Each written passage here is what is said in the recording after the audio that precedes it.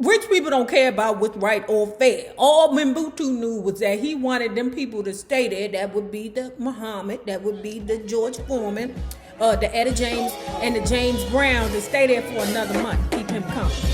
That's a no. King Mbutu, I don't give a who you are.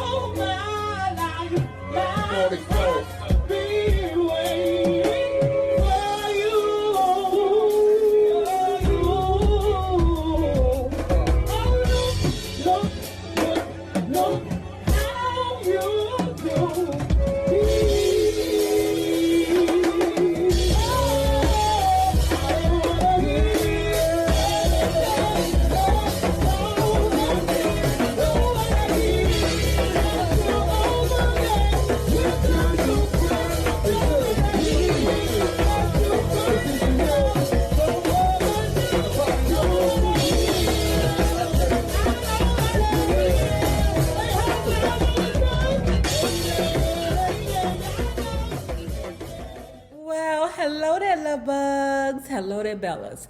If you have not already done so, please remember to like, share to Facebook, and subscribe because it is so important to our success here on the YouTube. And if you are not already a part of our book club, please remember to hit the Patreon link below and or the join button here on the YouTube, and for a small monthly fee of $5. You babies, yes, you can be privy to all the shenanigans before the YouTube gets it, if the YouTube gets it. Now, let's talk about David Ritz and Etta James. Raised to Survive. I think this is number 27. The judge lost 2 daughters to drug addiction. Okay, he was a compassionate judge. Okay, he said, "Girl, you got 2 options: either you go to jail, hell, or you get your ass in a program that will fix you up for good." And it said, "Answer B, Alex. B." The program meant checking into the Tarzana Psychiatric Hospital just outside Los Angeles in the San Fernando Valley. I'd wind up living there for 17 months. My first thought was that it'd be boring and dry. Little did I know Tarzana would turn out to be one of the greatest adventures of my life. At 35, I felt like I'd already survived a dozen lives. Like Sybil. Sybil. Ooh. I don't know if y'all know who Sybil is. Y'all might want to Google that movie. Sybil, okay? And Sybil Shepherd pretending to be Sybil in that movie. Ooh, that bitch was crazy. But I sometimes feel like I've had several lives too, but I don't feel like Sybil. I have mental health issues very, very close to me. So much so that from time to time, I told y'all I will go to the doctor, in my life had this, in my life had that. You might want to check me and make sure. Doctors be like, "Nay, get the fuck out. Stop it.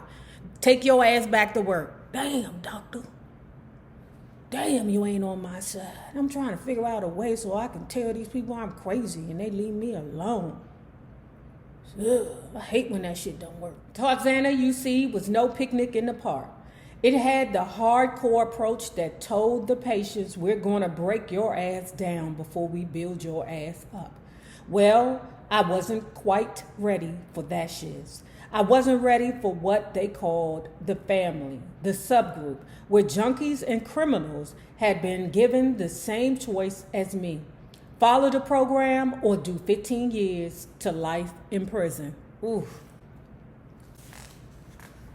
Etta can't take that pressure. My personal therapy was run by a man named Al Muscatel.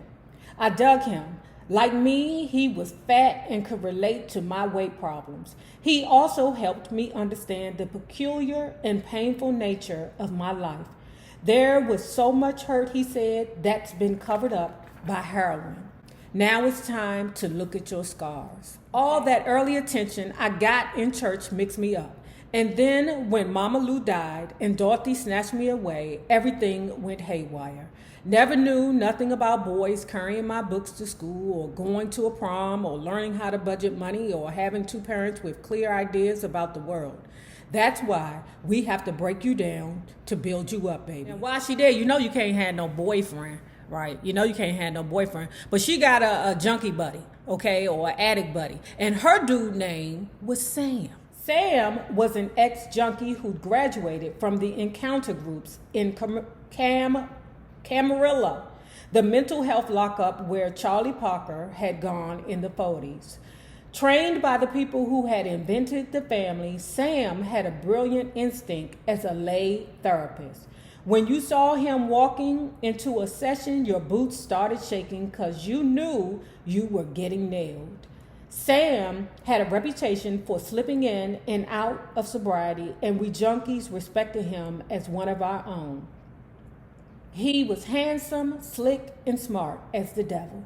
The first black man I knew who had learned the trick techniques of self-analysis and psychotherapy. Okay, so you know her vagina's hot.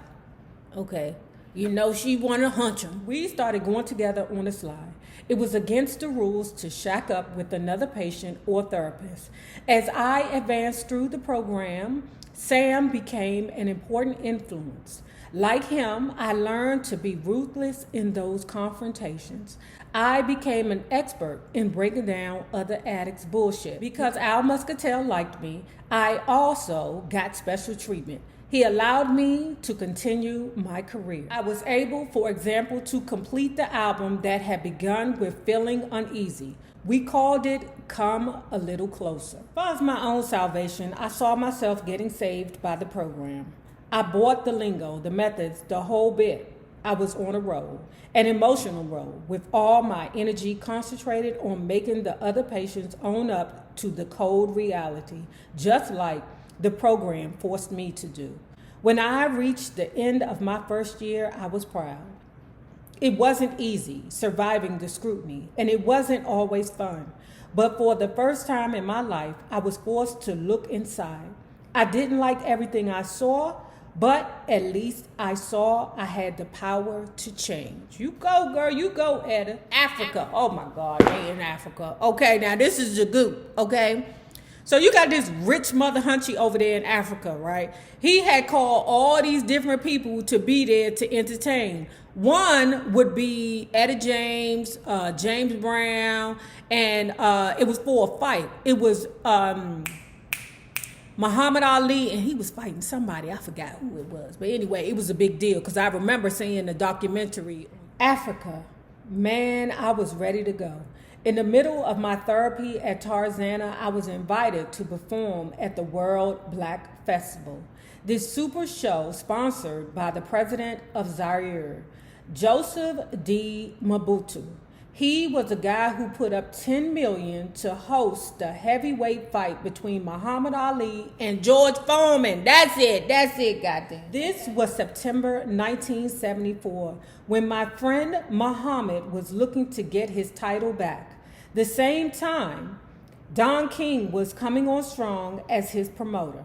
It was King who came up with Rumble in the Jungle, giving the bout the heaviest hype since Barnum and Bailey's hooked up with the three-ring circle. And now, ladies and gentlemen, shouted Don as if he were the MC at the Apollo, this is the moment you've been waiting for. The hardest working man in show business, Mr. James Brown. James started down the steps like he was walking on eggshells, scared that the spears were a little too close for comfort. James Brown, James Brown, James Brown, the natives started chanting. James just waved and ducked out of sight. Something ain't right. Okay, this is the goop. Okay, the president of Zaire got the bullshit with him, okay? On the third day after our arrival, they claimed George Foreman accidentally got hit upside the head by his trainer. Etta said, so the fight was pushed back another month. I didn't believe the story. See, Foreman lived next to me in the hotel with two giant German shepherds guarding his door. Every morning I see George running, working, and looking fit. So like I was saying, the president, the king, Mufasa, whoever it was over there in the Africa, the king of Zaire, okay? Or the president of Zaire, okay? Whatever, Mobutu, okay?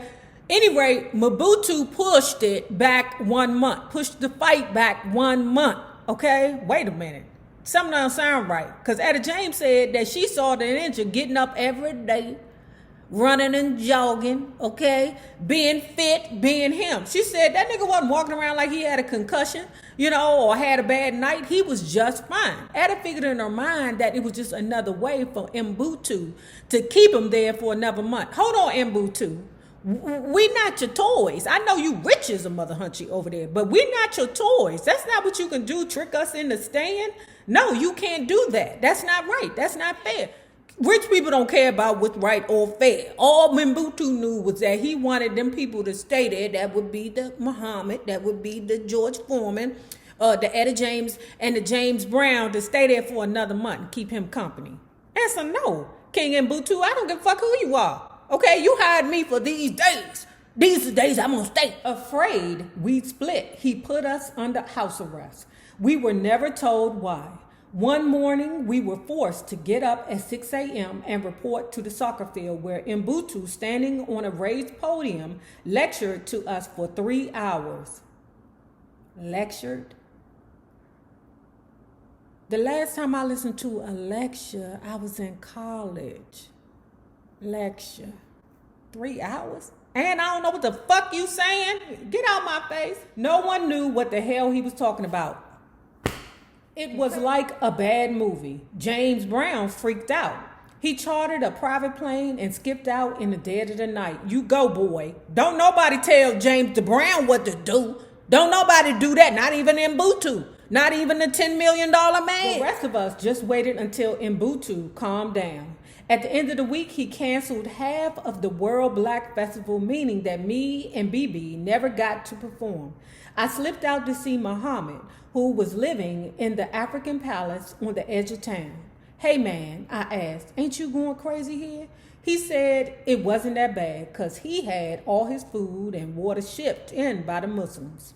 Etta, he told me, Africans are different, but I want this bout. I want my title. Unfortunately, I left a couple of weeks before the rescheduled fight. The one where Ali stunned the world by pulling a rope-a-dope on Foreman and snatching back his throne. Yes, Muhammad, I like you too, George the Foreman. I like you too, and all 92 of your children named George, okay? But yes, Muhammad Ali is everybody's champ. That is the people's champ. Back in California, I settled into the program where I kept building seniority. I was feeling calmer and more secure.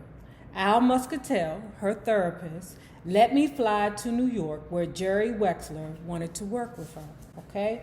Wexler was very anxious to produce me. He offered to do it for free, and she said, that's something rare in the business. Never.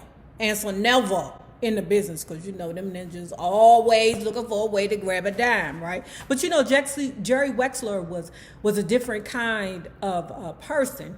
He was into the music more so than the money, and people like that are very rare in the music business. Musically, Tarzana opened up my ears. Inside, everyone was listening to rock, giving me a chance to catch up on what I'd been missing.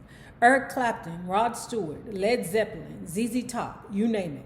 I was further pushed into the world of white rock by a Jewish Hell's Angel named Phil Kaufman, the man who calls himself the Road Mangler Deluxe. Phil was my road manager. Now, she also had a manager by the name of Ed Tickner, okay? He only wanted 2 acts, okay? That would be Etta James and this country singer named Emmylou Harris, okay? He said, oh no, we don't have time for you and your bullshit, Etta, okay? What I'm gonna do is I'm gonna put that Phil Hoffman on your ass, okay? And what he gonna do is make sure that you don't hook back up with your old junkie buddies, okay? We gonna keep this together. The big is that Phil Kaufman is a junkie too, but we'll talk about that later. The manager, what's his name, Ed Tickner, was like, answer no. We not gonna have you playing around with them ninjas again. You clean, you good, you wholesome, you singing. We trying to take you in a new direction, and we gonna make sure it's gonna get done. Phil, get her ass. Get her together. You gotta understand Phil. He's a motorcycle freak who comes from a New York family of vaudevillians. He got a big, bushy handlebar mustache, tattoos all over his body, and a reputation that'll scare Satan. That's why the Tickner put him on your ass. Phil did a great job of looking out for me while I was in Tarzana and after I got out. He was egging me on when I did the TV show Midnight Special with Van Morrison. Van was hogging the mic, wouldn't give me any space. So with one healthy hip bump, I knocked him clean across the room, whispering, "Slack me some room, brother." Get back to the Philly, okay? Even though she was a, recovering junkie, okay? Phil loved to get high, okay? His thing was speed and coke, okay? But the good thing about this guy, unlike the Etta James, Phil would never get high in front of her. Never. Because he knew that she was fighting her sobriety. One thing that I've learned from addicts that I've came across in my lifetime is that you'll always be an addict. Even when you stop using the drugs, even if you stop using it for 20 years, okay? You've been clean for 20 years. Every day you get up with that urge to cop. That's her words, not mine. I don't use the word cop. But anyway, every day you struggle not to use because every day some nigga gonna test you. Now, back in Tarzana, okay, I thought I had it together. I was cruising along, supervising others, staying with the program until something happened that I still don't fully understand. I broke the rules, got caught, and quit the hospital. After nearly 2 years of clean and sober living, I stunned the staff and myself as well. How the hell did it ever come to this? It happened in Tarzana on Christmas Eve.